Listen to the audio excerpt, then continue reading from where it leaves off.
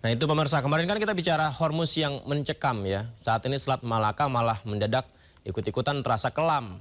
Efek domino krisis global tak lagi sekedar kabar burung. Kapal perang Amerika melintas membuat keamanan dirundung rasa bingung. Punggawa ASEAN tak tinggal diam. Indonesia, Malaysia, Singapura bersatu dalam genggaman. Pertanyaan, apakah tiga negara ini cukup kuat menahan tekanan atau Malaka hanyalah bidak catur baru dalam perebutan kekuasaan? Kita bahas bersama narasumber istimewa kita, sudah hadir di studio Direktur National Maritime Institute Namarin, Siswanto Rusdi. Selamat malam Pak Siswanto. Selamat malam Yuda, apa kabar? Baik, jumpa lagi kita jumpa ya. lagi. Pak Siswanto sehat ya Pak? Alhamdulillah sehat. Baik Pak, Selat Malaka sekarang disorot dunia Pak.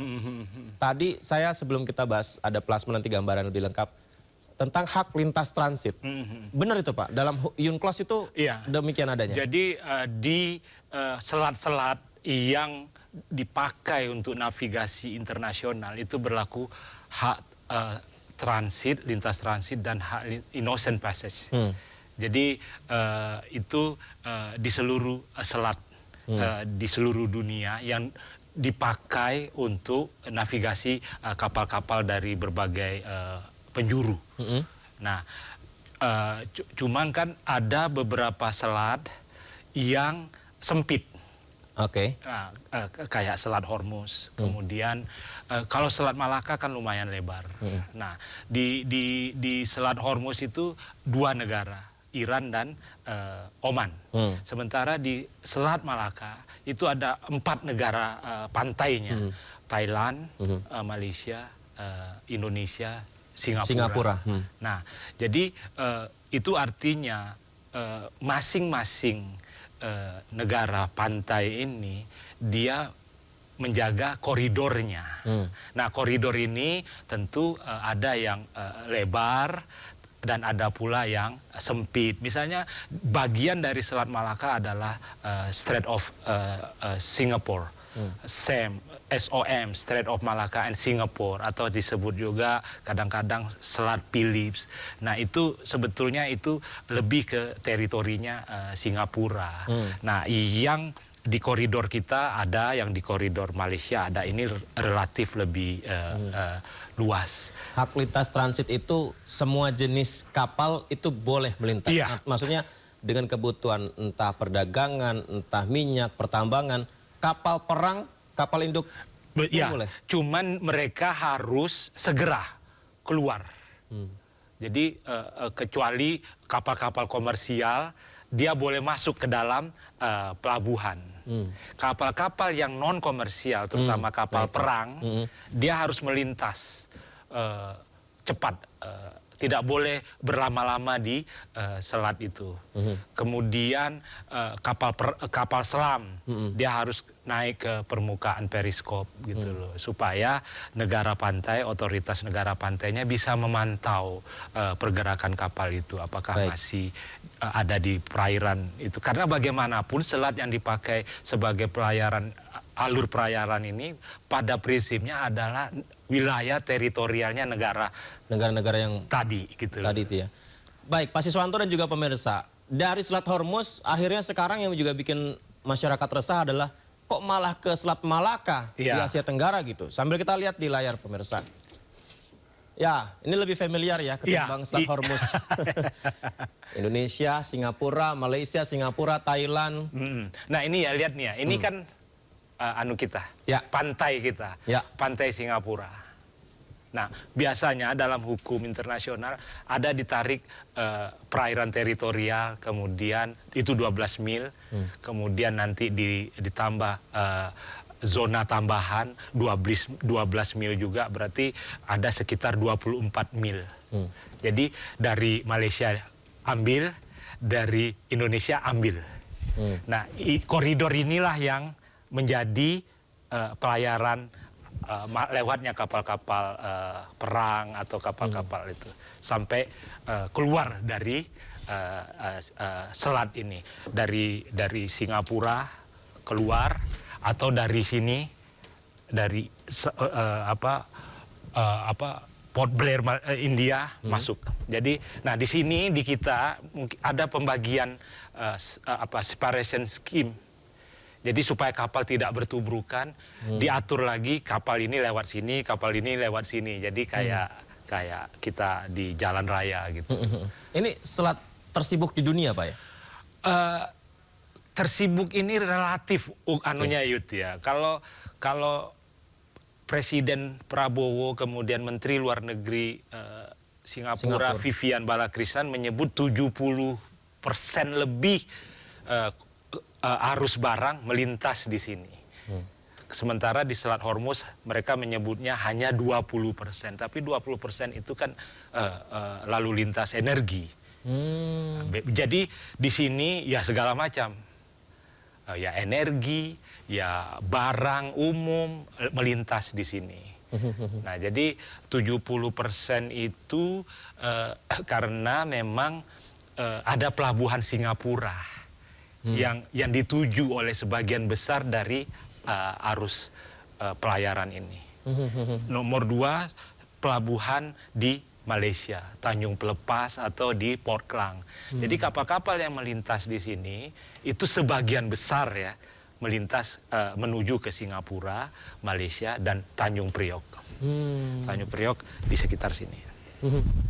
Pak, mungkin dijelaskan tentang ini kembali Pak, selat ini. Ini saya baca 1/4 volume dagang minyak dunia, kemudian titik tersempit 2,8 km. Per tahun lebih dari 90.000 kapal. Artinya aktivitas di sini juga cukup sibuk dan ketat Pak pengamanan di sini menurut Pak? Iya, jadi di sini di Singapura ada yang disebut Marine Electronic Highway. Oke. Jadi itu adalah satu mekanisme digital supaya menghindari tubrukan. Saking padatnya jalur. Tetapi ya di Selat Philips ini, di Singapura ini yang memang sempit. Sempit gitu. ya. Tapi kalau di sini luas. Di sini luas.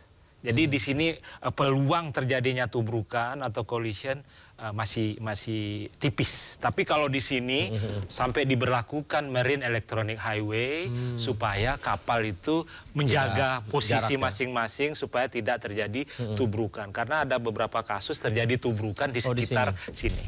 Oke, baik. Melibatkan kapal tanker ada, kapal kargo umum ada. Kalau jalur lintasan kapal dunia itu melintas ini berarti arahnya ke arah mana Pak? Ini apakah kan sebagai jalur cepat atau gimana? Jadi sebetulnya kan ini dari Samudra Pasifik ke Samudra India kan.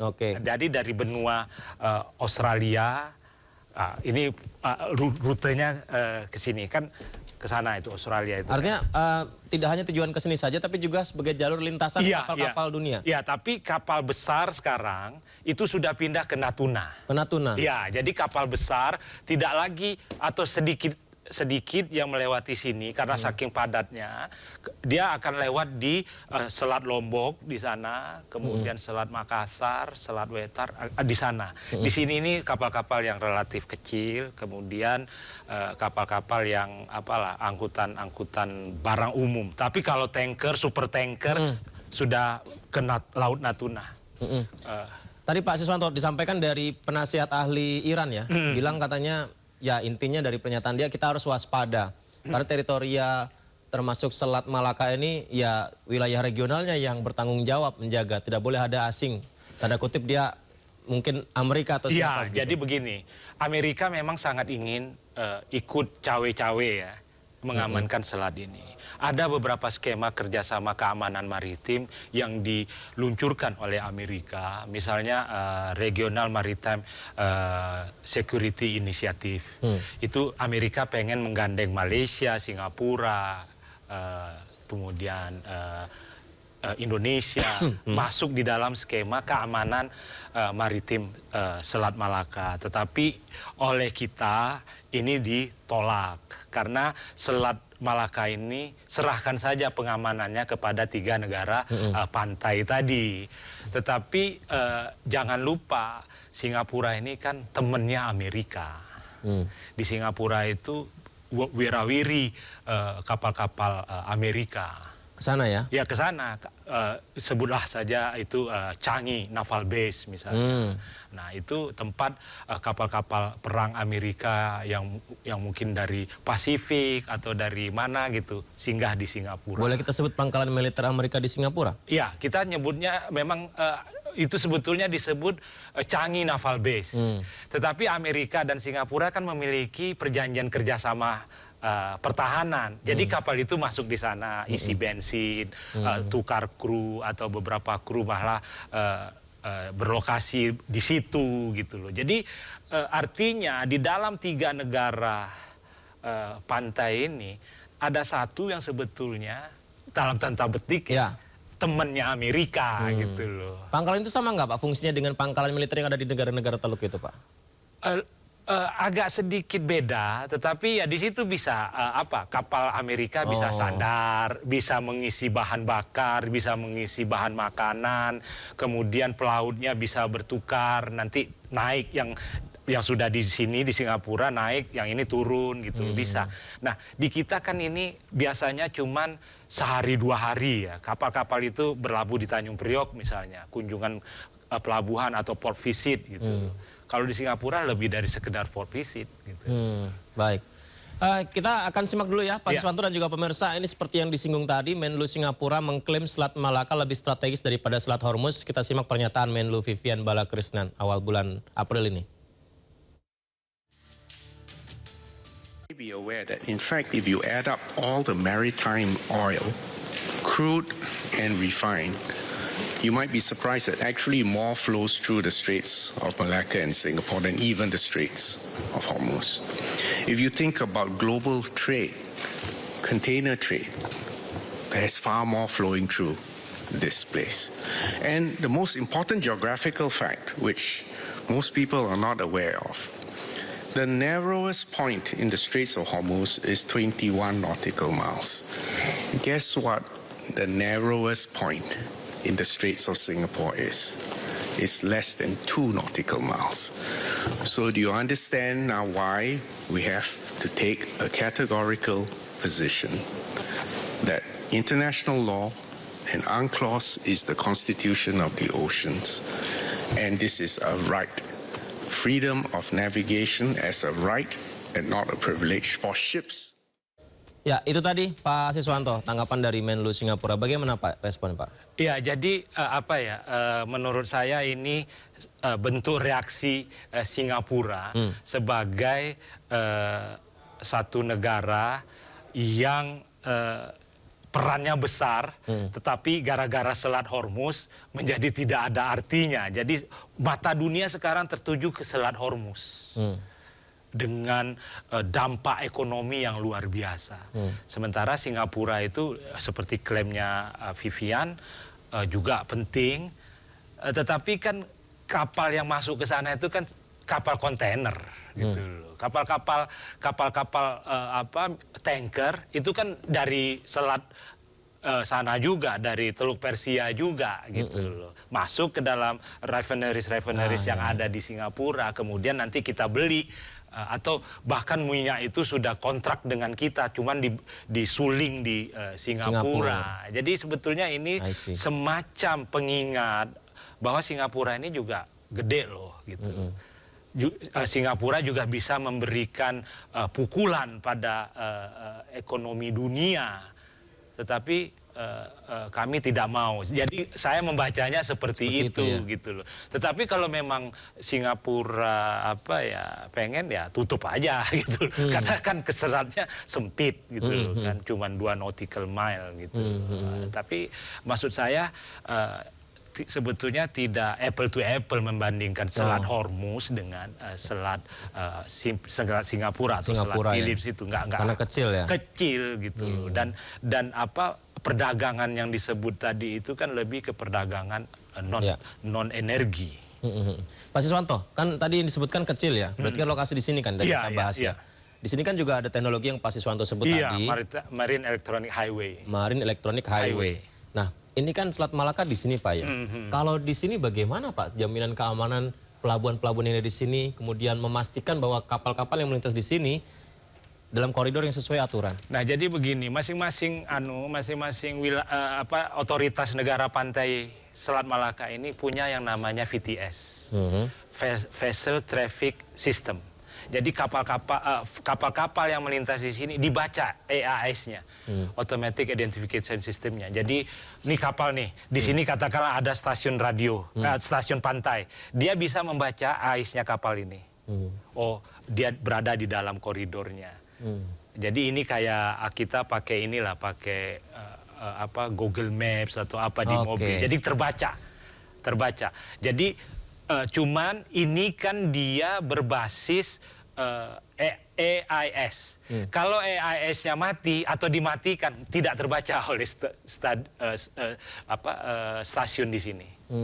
Nah, ini yang menjadi menurut saya sedikit rawan ketika kapal-kapal masuk, dia tidak menghidupkan identifikasi kapalnya, sehingga tidak dibaca. Nah, sementara yang di sini saya tadi Marine Electronic Highway itu lebih kepada peta digital. Peta digitalnya ya. Jadi dengan menggunakan peta digital, kapal-kapal itu sudah ketahuan gitu loh. Jadi peta digital itu jadi kayak kita membaca, oh di sini ada sini, ini sini ada sini. Nah, kemudian di sepanjang selat ini ada yang disebutnya strait rep, jadi strait reporting. Jadi seluruh kapal harus melapor ke stasiun pantai tadi. Entah itu di Singapura, atau itu di Indonesia, atau Singapura. Tergantung koridor mana yang mereka lalui. Pak, kalau Selat Hormuz kan sekarang ini yang megang kunci itu Iran ya Pak? Iran, betul. Nah, kalau Selat Malaka ini pemegang kunci utamanya ada nggak sih? Atau 3 negara itu? Iya, 3 negara itu. Jadi beda Selat Hormuz. Selat Hormuz itu seluruhnya teritorial Iran. Yang 33 kilometer itu di Iran sebagian besar ya. Terus ada juga di di Oman. Oman kan? Iya, Oman. Cuman kan Oman apanya itu kan wilayah perairannya itu berbatu karang. Sehingga kapal sulit navigasi di situ. Akhirnya kapal ini sepenuhnya lebih ke sisi Iran gitu. Dan disinilah Iran memantau pergerakan itu. Gitu. Jadi sebetulnya di sini ada Iran, di sini ada Oman. Mereka berbagi Selat Hormuz, tetapi jatah atau koridor yang banyak dipakai oleh pelayaran internasional energi itu di sekitar pesisir Iran. Oh begitu, Pak. Tadi disampaikan bahwa 3 negara, Singapura, Indonesia, Malaysia. 4 sebetulnya, karena di sini ada Thailand juga. Thailand ya. Tapi yang berita yang tadi saya baca 3 negara. Enggak, itu baru juga. Thailand juga, itu ya sekitar 5, 6, 10 tahun lah baru bagian dari Selat Hormuz ya. Baik, katakan Selat Malaka. Selat Malaka. Katakan 4 negara ini Pak bersiap menjamin keamanan di Selat Malaka. Apakah sudah cukup kuat Pak militer Asia Tenggara, 4 negara termasuk ini? Jadi begini ya, sebetulnya jangan dipahami ke-4 negara ini itu menguasai area ini gitu. Mereka hanya bisa di daerah atau koridornya masing-masing. Wilayahnya masing-masing. Iya. Contoh kan misalkan Malaysia, hanya di Malaysia koridor sini saja. Indonesia sini saja. Singapura, Thailand. Jadi tidak bisa juga misalnya, bukan tidak bisa, sejauh ada kesepakatan boleh saja misalnya kapal perang ke 3-4 negara ini melakukan masuk ke wilayah masing-masing. Dan itu kan selama ini ada yang namanya Indosin misalnya, Indonesia, Singapura patroli di sekitar Selat Malaka. Kemudian Malsindo, Malaysia, Indonesia itu patroli. Tapi itu di koridor masing-masing gitu. Kemudian ada Thaisindo, Thailand, Singapura, Indonesia. Itu juga bentuk-bentuk kerjasama mengamankan selat ini. Tetapi harus dipahami bukan zigzag atau bukan sembarangan masuk ke wilayah. Karena ini teritori berdaulat masing-masing. Gitu. Tidak bisa hanya karena ancaman langsung masuk gitu loh. Kecuali diperjanjikan dulu. Berarti ada kemungkinan ketika dia melintas di Selat Malaka, wilayah Malaysia diperbolehkan, di tempat lainnya aturannya berbeda lagi? Dia ini Amerika maksudnya. Amerika Nah, Kalau Amerika, bukan hanya Amerika sebetulnya, seluruh kapal boleh melintas. Oke. Tadi kan ada lintas transit dan lintas innocent passage. Bisa masuk gitu. Tetapi khusus untuk kapal-kapal perang, dia harus segera tinggalkan koridor ini. Berarti Pak Siswanto klaim Amerika misalkan dia merasa sedang memantau, menduga ada kapal Iran yang melintas di sini sehingga melakukan pengawasan di sini, itu mungkin terjadi? Kenapa Amerika harus curiga? Orang semua negara boleh masuk kok gitu loh. Jadi disinilah menurut saya negara pantai juga harus merespon Amerika. Kita kasih semua negara hak. Dapat poinnya. Iya gitu loh.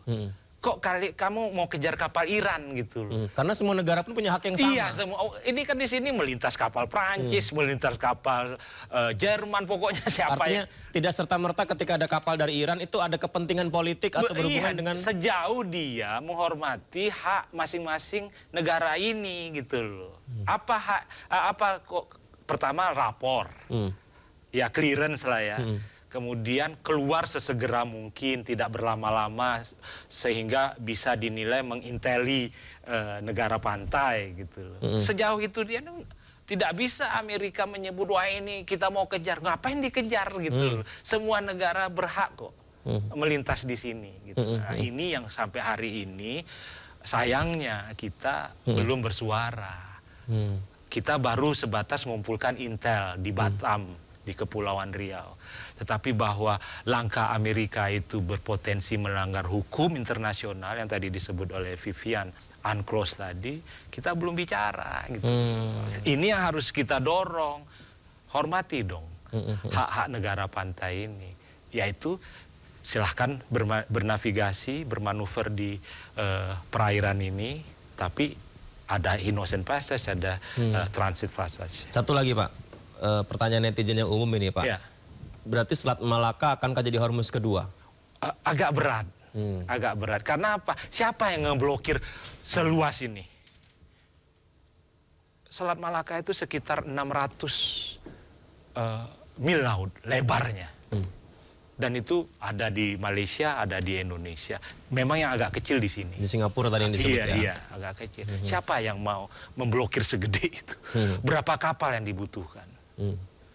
Terus apa kapal-kapal itu boleh memblokir di wilayah orang lain?